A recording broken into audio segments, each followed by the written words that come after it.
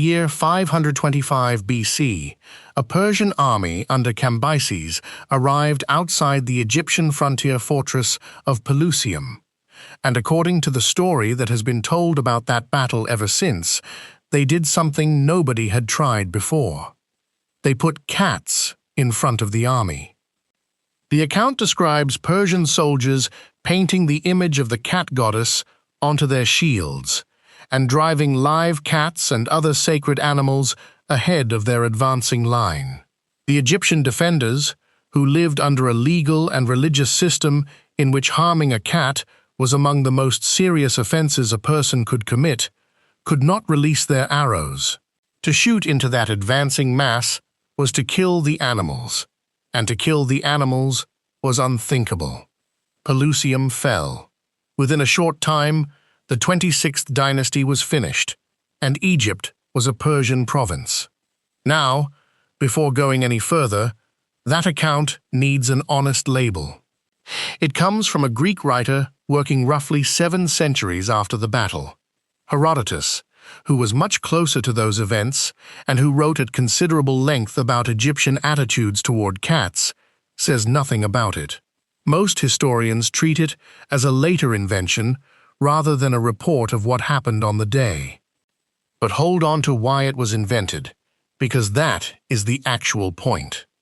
Somebody made up a story in which an entire kingdom loses a war rather than harm a cat, and for centuries afterwards, people heard that story and found it completely plausible.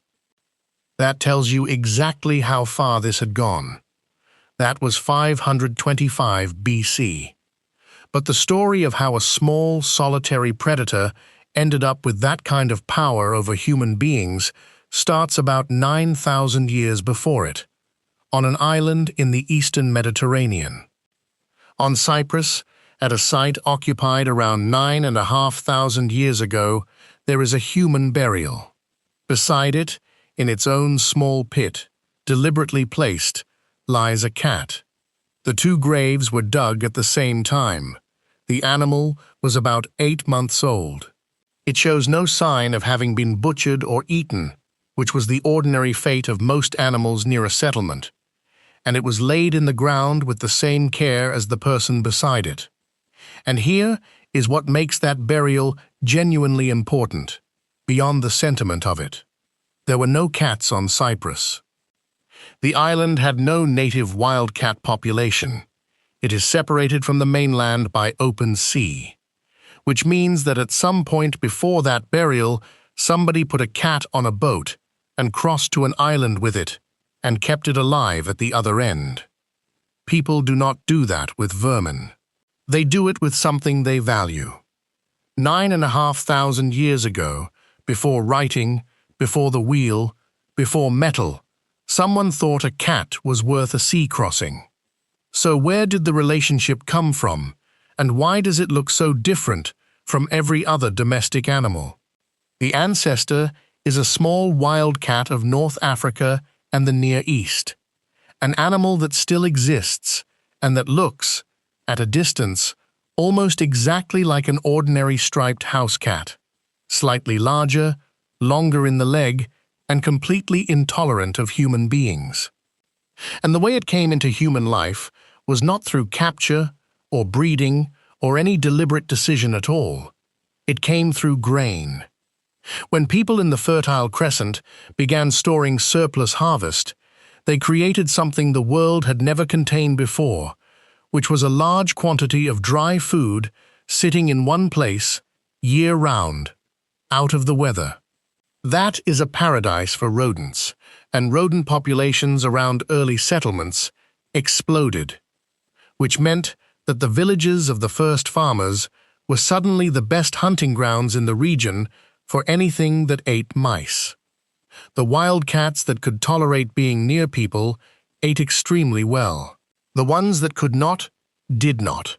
Tolerance is heritable, so the calm ones raised more kittens who were calmer still, and across enough generations, a population developed that lived permanently at the edge of human settlement. Nobody planned it. The cats moved in because the food was there. and the people let them stay because they were solving a problem that mattered enormously, since a granary lost to rodents in a bad year meant a village went hungry. That origin explains almost everything strange about cats. Look at what happened to every other animal humans brought close. Dogs were bred for tasks, dozens of them, and the results looked nothing like a wolf. Cattle were bred down from an enormous wild bovine into something that stands still in a field. Sheep were bred until they cannot shed their own wool. Cats were never bred for a job because the job did not require it. The animal already hunted rodents perfectly. There was nothing to improve. So for thousands of years, human beings simply did not interfere. The result is that the domestic cat barely changed. Put one beside its wild ancestor, and the differences are minor. The two will still interbreed without difficulty and produce fertile offspring, which is not true of most domesticated animals and their wild relatives. Domestic cats retain the full hunting behaviour, the full solitary territorial instinct, and the complete ability to survive without any human involvement whatsoever, which populations of them demonstrate everywhere they exist. We did not take this animal and reshape it. It walked into the arrangement, and it kept everything it had. Then it reached Egypt, and Egypt did something no other civilization has done with any animal before or since. The cat first appears in Egyptian material as a useful presence, which makes sense in a society whose entire wealth was stored grain along a river. It is shown under chairs, in households, and hunting in the marshes alongside people. And then, over centuries, it climbs. By the first millennium BC, the cat was attached to a major deity. Bastet had begun as a fierce lioness figure and shifted over time into a cat-headed goddess associated with protection of the home, with fertility, with childbirth, and with the defense of the household against evil. Her cult center was the city of Bubastis in the Delta, and the scale of what happened there is difficult to convey. Herodotus visited Egypt in the 5th century BC and described the annual festival at Bubastis. He wrote that people traveled there by boat in enormous numbers, that women played castanets and men played flutes, and the rest sang and clapped along the river, and that at the towns they passed, the boats would pull in, and the women aboard would shout abuse and mockery at the local women on the bank. He put the attendance at 700,000 people, and stated that more wine was consumed at that single festival than during the entire rest of the year. The number is probably inflated.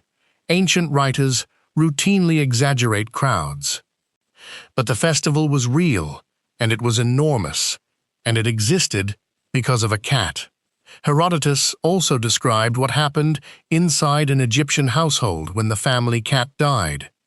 Everyone living in the house shaved off their eyebrows, not their heads, their eyebrows specifically, and they went about in public in that state until the hair grew back, which meant that anyone who saw them knew immediately what had happened and how recently. The body was taken to be embalmed and buried in a dedicated cemetery.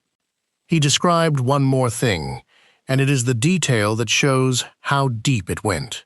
He wrote that when a building caught fire in Egypt, the men present would form a line and concern themselves with the cats rather than with the fire, and that if a cat slipped past them into the burning building, the household went into deep grief. Killing a cat, even by accident, was a capital matter. A Greek historian, writing a few centuries after Herodotus, recorded an incident he claimed to have witnessed himself in Egypt, in which a Roman visitor killed a cat, apparently unintentionally. A crowd gathered at the man's house. Egyptian officials came and tried to intervene, because Rome was a power nobody in Egypt wanted to provoke at that moment, and the officials were not able to stop it. The crowd killed him. The state, facing a diplomatic incident with the most dangerous military power in the Mediterranean, could not save a man who had killed a cat. And then there is the other side of Egyptian cat worship, which almost nobody talks about, and which changes the picture considerably. Egypt produced cat mummies on an industrial scale, not dozens or hundreds.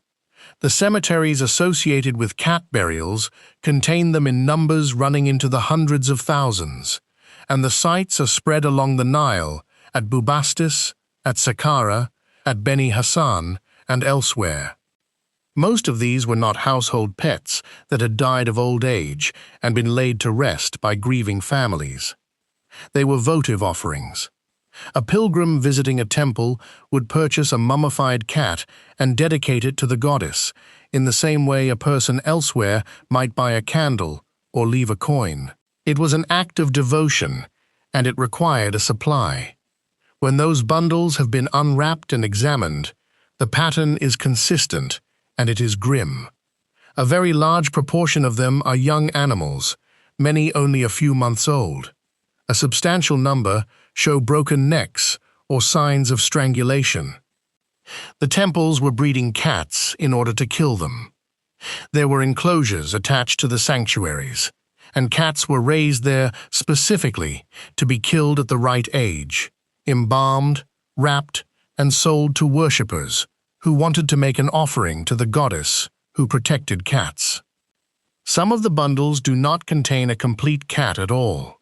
Some contain a few bones or a bundle of reeds and cloth shaped to look like one, which suggests that at busy times the supply could not meet demand, and that some pilgrims were sold an empty wrapping.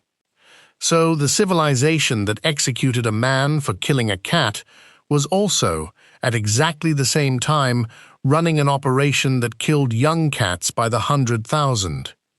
Both of those things were true simultaneously, in the same country, in the same century, and nobody appears to have found it contradictory. The individual cat in your house was sacred and untouchable. The cat bred in a temple pen was a religious commodity. If you are finding this one worth your time, hit subscribe. There is a new one of these every week. While that was happening, the cat was quietly doing something that no other domestic animal managed at the same speed. It was getting on ships.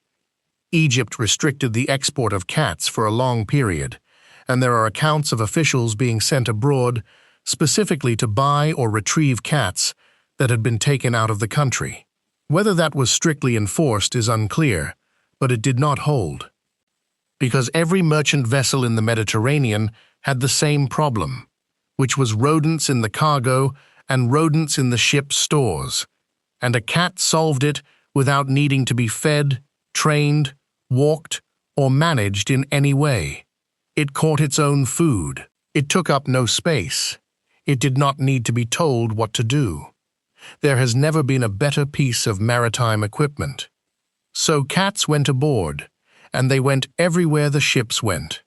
Greek and Phoenician traders carried them across the Mediterranean. Roman shipping carried them to every coast of the empire and up the rivers behind it. Their remains turn up at Roman sites across Europe, including in Britain, arriving with the same trade that brought wine and pottery. Nobody organized this. There was no program to spread cats around the world. It happened because a cat on a ship paid for itself immediately, and so every ship eventually had one, and every port the ship visited got a few more. By the early centuries of the Common Era, the cat had reached most of the world it would ever occupy, and it had done it without anyone deciding it should. In the Islamic world, the cat kept the status it had held in Egypt, and in some respects it gained more. Cats were regarded as ritually clean, which is a specific and important category. That meant a cat could enter a home, walk on the floor, and drink from a household vessel without rendering it impure. And it meant cats could enter mosques. Travelers' accounts from across the medieval Islamic world describe cats living in mosque courtyards, being fed there, and nobody removing them. There are traditions about the Prophet and cats that circulated widely, including the well-known account of him cutting his sleeve rather than disturbing a cat that had fallen asleep on it. The historical status of individual accounts like that is debated, as it is with a great deal of traditional material, but their circulation shows what the culture around them held. And there are records from several medieval Islamic cities of charitable endowments that included provision for feeding stray cats, which meant that in some places the feeding of street cats was not left to individual kindness, but was written into a permanent legal instrument and funded out of property income. An animal that had wandered in out of the grain fields was now, in some cities, a beneficiary of the legal system. And then you cross into medieval Europe, and everything inverts. The reversal did not happen all at once, and it was never uniform. Cats were kept in European households throughout the medieval period for exactly the reason they had always been kept. Monasteries valued them. There is a well-known early Irish poem written by a monk about his cat, comparing his own hunt for words to the cat's hunt for mice, and it is affectionate and completely ordinary. But alongside that, something else was building. The cat had qualities that fitted very badly into the medieval European religious imagination. It was active at night. Its eyes reflected light in the dark. It was independent in a way that no other domestic animal was, coming and going on its own schedule, obeying nobody. It was associated with older, pre-Christian practices in parts of Europe, and it was especially associated with women, since cats lived in and around houses, and houses were women's space. Take an animal that moves in darkness, will not obey, and lives with women, and place it inside a culture developing an intense fear of witchcraft, and the outcome was probably inevitable. In 1233, Pope Gregory IX issued a document known as Vox in Rama, addressed to authorities in Germany, describing what heretics were supposedly doing at their gatherings. The description included an initiation rite in which a black cat appeared and was reverenced by the participants.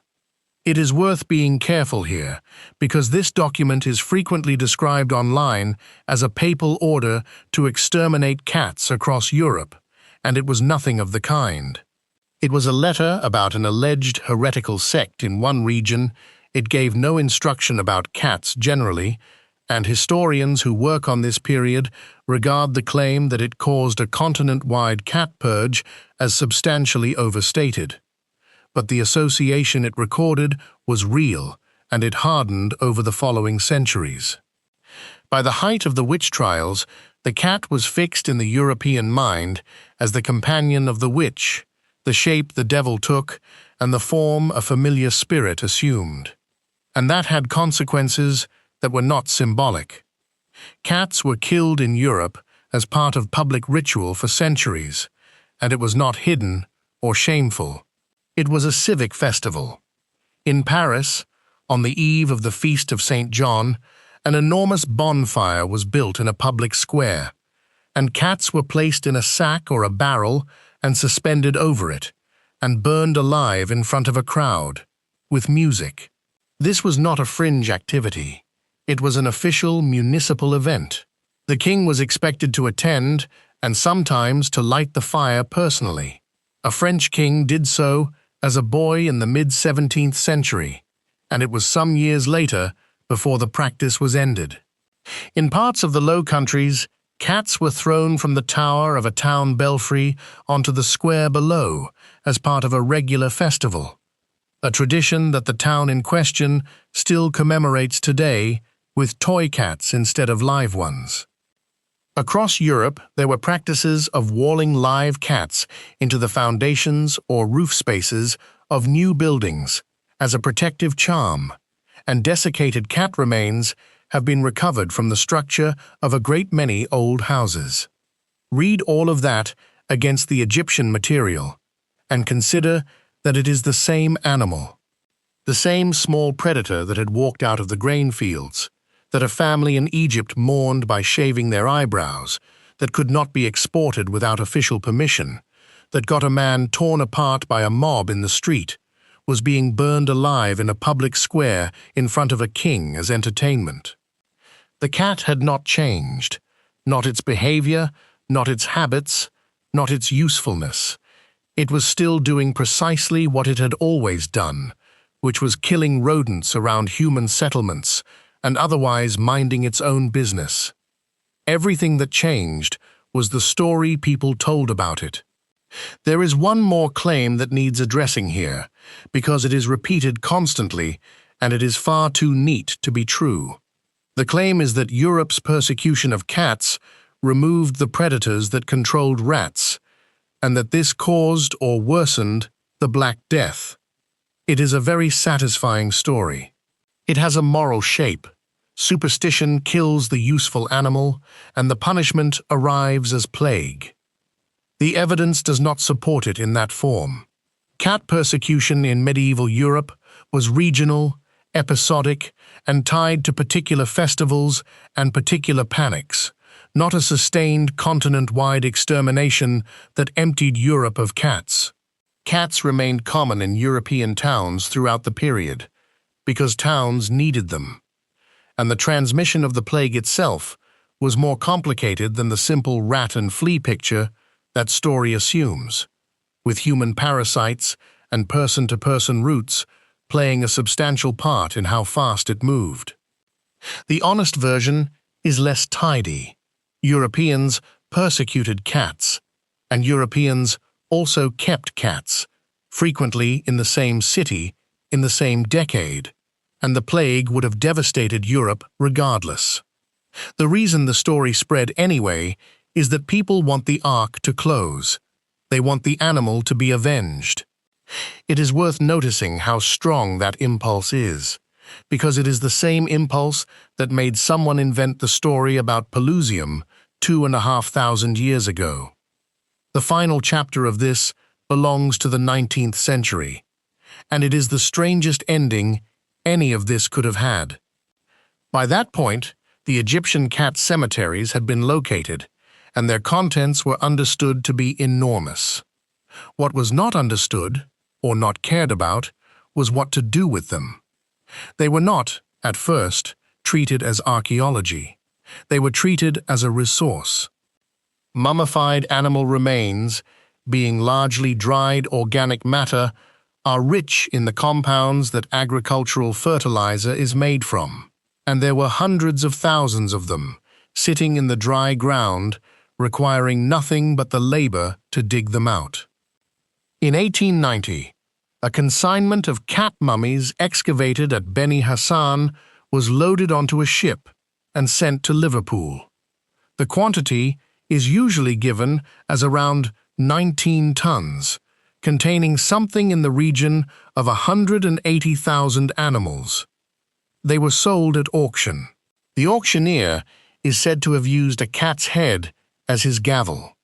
The lots were bought by agricultural buyers, ground down, and spread on fields in the north of England as fertilizer. Sit with the full shape of that. An animal walks into a village 9,000 years ago because there are mice in the grain.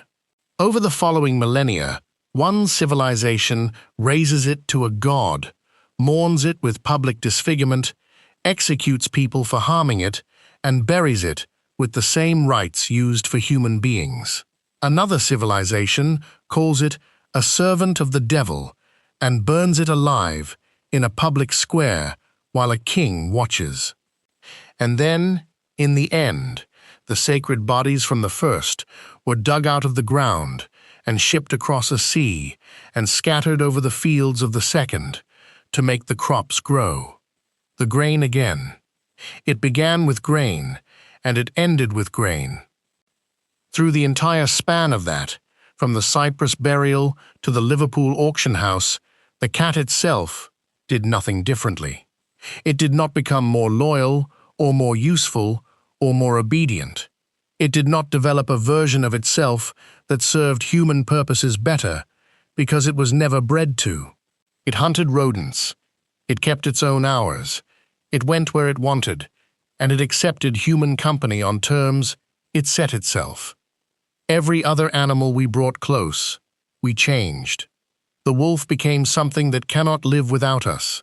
The wild cattle were bred down until the original was gone. The horse was reshaped 100 different ways for 100 different jobs. The cat we worshipped and the cat we burned were the same animal, and it is the same animal that was sitting under an Egyptian chair 3,000 years ago, and the same one that first walked out of the wild grass toward a grain store because it smelled mice. It was never ours in the way the others were. We simply kept telling ourselves different stories about what it was, and the cat, which was not listening, went on hunting. If this one surprised you, subscribe and leave a comment telling us which part of the cat's history you had never heard before. And if there is an animal whose story you want next,